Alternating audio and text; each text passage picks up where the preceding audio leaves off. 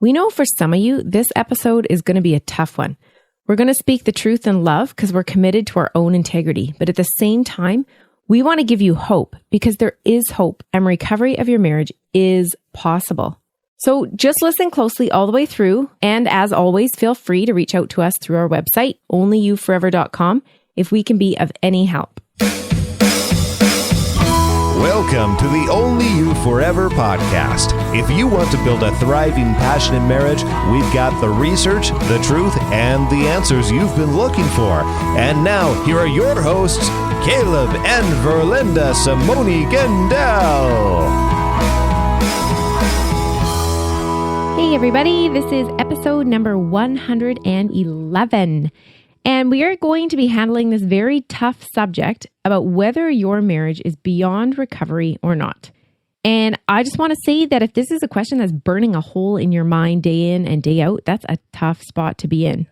And in our podcast, we don't sugarcoat the truth, and we're not going to today, but I believe you'll find some hope in what we have to say. So the other thing I'm hoping too, Verlinda, that we can accomplish with today's episode is if you're not taking your marriage challenges seriously, that you will. Yeah. And you'll understand how serious things are and start taking action to repair and rebuild again. So we're glad you're listening today. And if you want an objective evaluation of your marriage, we do have a marriage assessment tool that we'd like to email you a link to. It's a short series of questions on a form you can complete and then score. And I challenge you to get a copy of that today. Even if you feel your marriage is doing great, it might highlight some blind spots you maybe weren't aware of, so you can work on them. And you can get this by opening your browser to oyf.link/111 or by texting the word podcast to 9292 spouse. Message and data rates may apply. But once again, all you need to do is text the word podcast to 9292 spouse, or you can find this bonus on our website at oyf.link/111. Just look for the gray box with the orange button. Yep. And make sure you shoot us a text then or go to the blog post for this episode to pick up a copy of the assessment. And remember, it's only a measurement tool. It's what you do with the information that matters. So this will just highlight areas that they need to work on kind of thing, or? Blind spots. Yeah. Huh. I think of it that way. It's good. Okay. So last week you talked about why you're not getting enough sex and what to do about it. And if you're in a sexless marriage or not satisfied with the physical intimacy in your marriage, be sure to go back and grab that episode. And I got thinking, Verlinda, like, if your spouse says to you, hey, do you want to have sex tonight? What if you said, no, but I'll have sexual intimacy with you?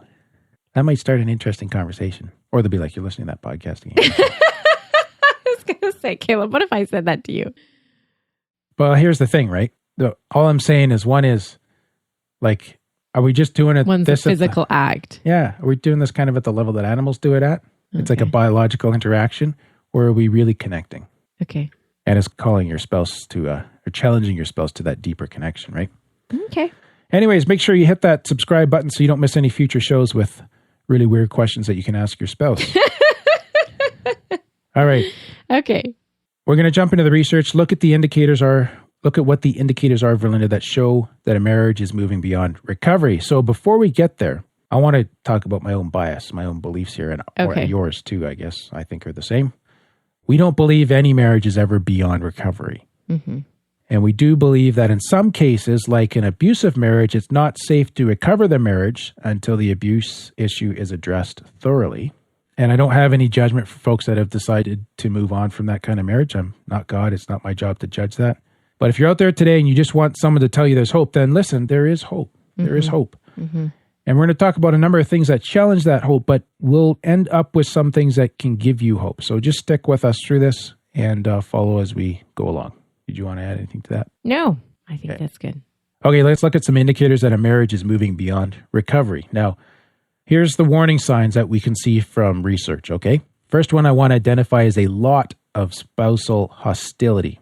So when you have hostility without any warmth, that's a major warning sign that your marriage longevity is really threatened. Okay. So we're looking now at a study of over 400 couples that were married an average of 18 years. And the study went on for 5 years, and it looked into the hostility of these marriages. It looked at the divorces that happened and the quality of interaction between the spouses, like how they got along when they're talking to each other. Mm-hmm.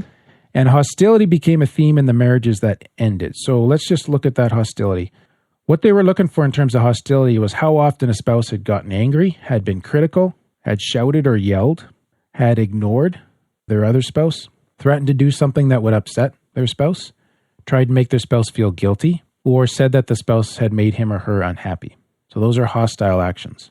Okay. And on the other hand, warmth looked like times when their spouse had asked for their opinion, listened to their point of view, let them know that they care, acted in a loving or affectionate manner, let them know that they're appreciated, helped them to do something important, had a good laugh, or acted supportive or understanding.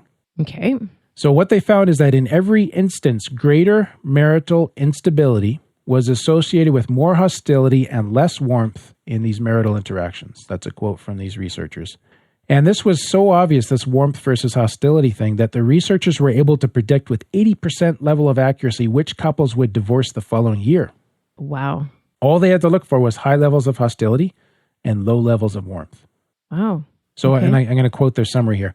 Couples observed to exhibit high levels of hostile, angry, critical, stubborn, inconsiderate, defiant, or rejecting behavior that is not counterbalanced by considerate, cooperative, or affectionate behavior were more likely to perceive high levels of hostility in their marital interactions and were more likely to have unstable marriages and were more likely to actually separate or divorce. There is just one key thing I want to highlight in there, Valinda.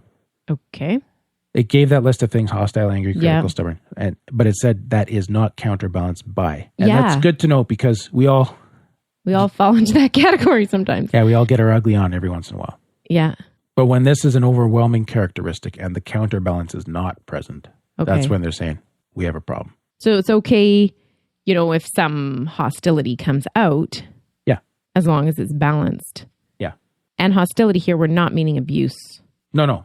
All we're saying is just because you guys had a fight yesterday Or you yelled or... doesn't mean you're Yeah. getting divorced next year. What you're looking at here is a trend over time and Okay. what the predominant characteristics of your interactions are like. Okay. So maybe we need to pick up the warmth or... Huh. Okay. Okay, the second thing was they talked about significant ambivalence, which is mixed feelings about your spouse, and lack of responsiveness. So this is from a different study. So the previous study, the couples have been married an average of 18 years. In this study, it was more the newlywed spectrum, and these are all first marriages. I think these were married about 5 years on average or something like that. Oh, no, hang on a sec. This is what they found. Newlyweds. Couples who divorced after 2 years of marriage had lower levels of love, more ambivalence, and less responsiveness to each other, fewer affectionate acts in their marriage, and more frequent negative behaviors. So you can kind of see there, it's really kind of a parallel there to what we just said. There's more sort of the hostile end, Yeah. and there's less of the positive inputs, but there's also this idea of ambivalence. Yeah. That's kind of scary. Like you think, okay, if I didn't react badly or hostilely With hostility. then I'm doing okay. But this is saying no response is not good Yes. either. Yeah. So we need to be responsive. Yeah. But I mean, this is marriage. We're talking about humans, right? So there's all these different dynamics that come into play. Mm-hmm. Right? Mm-hmm. And then the last one I want to highlight that is a cause for concern is where there's a total lack of fondness and admiration, where that's completely gone. Now, what I'll often see when distressed couples first come to see me is that there's a lot of anger and frustration with each other. Yeah. But if you can kind of get them calmed down for a few minutes, this is still back in there. Oh, so they might think, oh, there's no fondness left. You might feel that right now, but if you kind of get past what your spouse did to you yesterday and pause, Okay. it's still often there. So let me just illustrate this, okay? And so this is part of the approach I use to marriage counseling. And this particular issue of fondness and admiration is identified by Dr. John Gottman. And he calls it the fondness and admiration system. And he says right in his marriage therapist training manual that if the fondness and admiration system is still functioning, the marriage is salvageable. But if it's dead, you need to start talking to them about how they're going to have a reasonably efficient divorce process. He's very blunt about it. Okay. So again, you got to take this with a grain of salt, as I said, because when you're mad at each other and you have been maybe even for a while, you're not going to feel real close to this fondness and admiration piece, but it still might be there. And how I've seen this is when couples come in for counseling, I like to ask them this question. Like they're very upset with each other. They're quite distressed. I hear their stories. And then towards the end of the first section or sometimes the second one, I'll ask them, so what is the glue that keeps you guys together? And they typically kind of start crying right then. And they're like, well, I love him, or something like that comes out, or I love her. Mm-hmm. And that's there, right? So they're having a really hard time trying to figure out how to do life together, but this fondness and admiration system is still back in there. Okay. And the couples can pull on that and they can recover their marriage. So I see Dr. Gottman's point, but you just have to be cautious because sometimes this thing is a few layers back. Right. And I don't think we need to take this as a rule of life, because a statement like his that's so objective, it fails to take into account the power of the Spirit of God to redeem, to create healing, to reconcile, and to rebuild even a very, very broken marriage. Mm-hmm. And so all I hope his comment does is to incite us to be very intentional about making sure we keep this fondness and admiration piece in place in our marriage. That's good. Okay? Yeah. So those are the negative indicators. Now, maybe you're a little freaked out at this stage and you have that horrible sinking feeling in your gut because you're recognizing that some of these are very real in your marriage. Well, just hang tight, because there is a wide range of research that shows that recovery is possible even for marriages on the brink of divorce. And again, the other part I keep coming back to is that God is a God of reconciliation. That's his specialty. So I want to give you hope now and tell you that recovery is still possible. Mm-hmm. And there's 4 things I want you to hold on to. Now, the first one is the importance of commitment. Stay committed. So another study from 2009, Verlinda, looks at some really interesting stats from a national survey from the National Fatherhood Initiative on reasons for divorce. And by far the most common reason given for divorce was lack of commitment. 73% said that this was a major reason. And, people cited other things like too much arguing, infidelity, marrying too young, unrealistic expectations, lack of equality, lack of preparation, and abuse. So there's all these other things going on. But this number one reason was lack of commitment. Okay. Now, what I took from that is if you make commitment a priority, you can undermine the number one risk. Oh, yeah. And it drops it by 73% right there. Well, because it doesn't quite work. I don't know if the math quite works like that, but that sounds impressive. Because commitment is a powerful force in a marriage, right? Yeah. It's just, you know what, I'm sticking here. And often folks, they start fighting because they're pulling apart. What? Because they're pulling apart, or they want to stay together? Or what do you mean by that? Well, it's hard to explain. Yeah, it is, obviously. Why is it obvious? Because it doesn't make sense. Oh, now you got me thinking. They're fighting apart. No, they're fighting because they're coming apart. They're pulling apart, yeah. So what does that got to do with commitment? It's almost like a self-fulfilling behavior, like where it's predictive of what's happening. So they fight to reinforce it at a subconscious level to prove that it's the other person's fault and it's not because there's some intrinsic flaw in me that I can't keep us together. That's one reason. Oh. This stuff it gets a little complicated. Okay. But let's just come back on topic here. Yeah, okay. Might be simple. To say that commitment is a powerful force again. So you might need, if your marriage is greatly distressed, you might need to give a voice to this just to say to your spouse, look, I know this sucks and we're not doing well, but I am committed and we'll figure this out. We'll get through this. Right. And of course, it'd be good to pair that with some action, which we're going to talk about later. Yeah. But anyways, we have a whole episode devoted to commitment, episode 82. You can listen to that or read up on that by going to oyf.link/82. And I won't go over all the commitment stuff here, but in that episode, we give you 5 ways to increase commitment in your marriage. It's very actionable. And you can get that at oyf.link/82 in your browser, or you can pull it up, look for episode 82 on your podcast player. So that's one is commitment. Now, number 2 is that I want you to hold on for the possibility of reconciliation. Okay. So just looking only at statistics, another study looked at couples who are seriously considering divorce. And they found that I don't know why it was in Utah, but 10 to 15% of couples who filed for divorce decided not to go through with it at that time. Okay. So you want to try to get yourself into that little tiny slice of the pie, that 10%. And in Minnesota, they also found some research that showed that about 10% of couples there were interested in a reconciliation service, even at the last stages of the divorce process. Another study estimated about 1/3 of couples who attempt to reconcile were still married a year later. Mm-hmm. And researchers also estimated that about 1 in 3 couples who actually divorced later try to reconcile, but only about 1/3 of those who try actually succeed. So what's that, a 9th? Okay. But that's still saying like the hope for your marriage is still there even after you divorce, or for a third of the people. It's slim, but it's there. So it's easier, as hard as it is, to reconcile before divorce. Yeah. I mean, the earlier you can, the better. Yeah. Couples on average, before they come and seek marriage counseling, they've been like severely distressed for 7 years in their marriage. Wow. And that's hard to fix. Yeah. There's a lot of rewinding to do there. Yeah. Okay. But the point is, again, if I believe, Verlinda, that if both spouses want to reconcile, if they're willing to do the hard work that reconciliation is going to demand of each of them, they can recover their marriage. So hold on to that hope. And one of the things that I've seen here is it's just a matter of timing sometimes, where you both want to reconcile at the same time. And the problem that I've seen is that sometimes one spouse wants it, but the other one's not there yet. And when they finally get there, the first one's burnt out. Okay. And it's too late. Yeah, the timing is off. Yeah.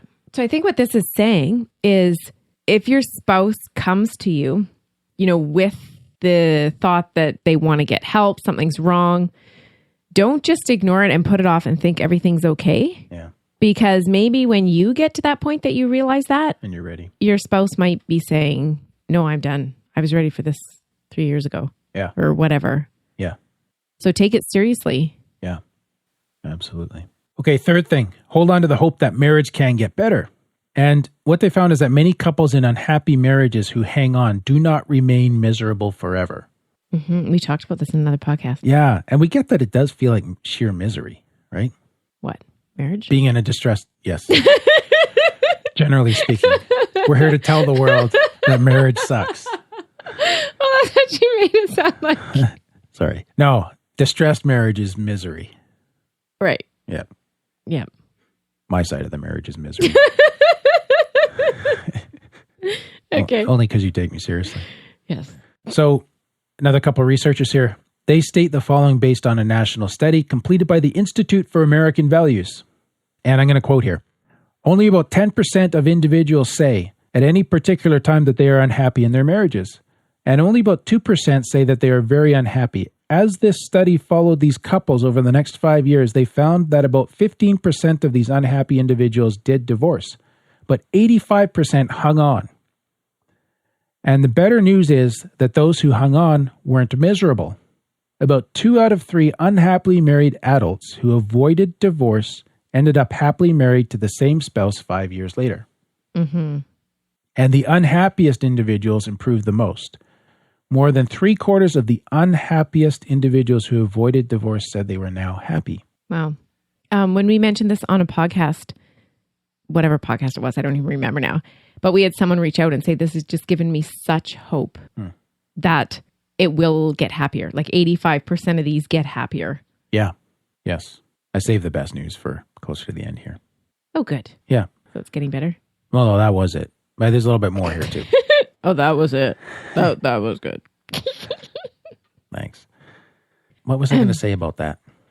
I don't know. I think it got lost in the depths of my miserable marriage. Anyways, let's keep going. Got lost in the phone ringing. Yeah. I'm sitting here waving my arms. And opening and closing your mouth. Yeah. Okay. So hold on to hope. Yes. Be committed and be open to reconciliation. Yeah. That's the point there, because there are folks that pull through. Oh, I think that's what I was going to say, is that sometimes you need to kind of hit the crisis to realize what you're missing out on in your marriage and then to go pursue it. So that's a way to look at your marriage distress that you're in right now. So that this is a moment to awaken you to what you really want and go for it. Go get it from your spouse. Good. Yeah. Okay. Yes. Fourth from your point. Spouse. Not only holding on to hope that marriage can get better, but other couples have moved forward as well. So this was another study. It was a smaller study. It looked at 25 couples in what's called a qualitative approach. So this is really them describing their experience. And all of these couples in this study had considered divorce at some time in their marriage. And they were asked to think about their thought process in deciding not to divorce and asked how they did what they did to move forward. So what did you do to not divorce? Okay. Even though you were thinking about it. And here's what they did. There were 4 things. Some couples worked on their communication skills, and that gave them the tools to resolve the conflict that they're having. Okay. Other couples found that they were able to turn towards each other and rely on one another instead of turning inside or inward or to other sources of help. And I'm assuming the other sources are like my girlfriends, kind of. Yeah, or even to someone of the opposite gender. You know what I mean? Like an emotional affair or things like that. Yes. So instead of just kind of bottling or staying inside, they found ways to open up and turn towards each other. Many couples stated that seeking professional help was the turning point that helped them to move forward. And other couples stated that their religious beliefs helped them to find common ground for moving forward. And I think that probably ties back to the commitment thing. Like, you know what? We both committed to this before God.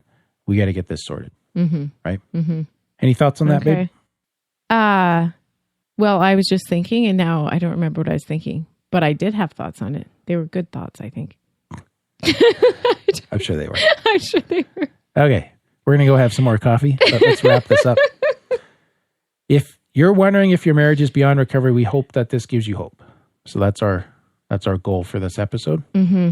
And remember, if you want to do that marriage assessment, you can get that tool. We can email you the link. You can get this by opening your browser to oyf.link/111. Look for the gray box with the orange button, or you can text the word podcast to 9292 spouse on your cell phone, and we'll get you connected that way. Mm-hmm.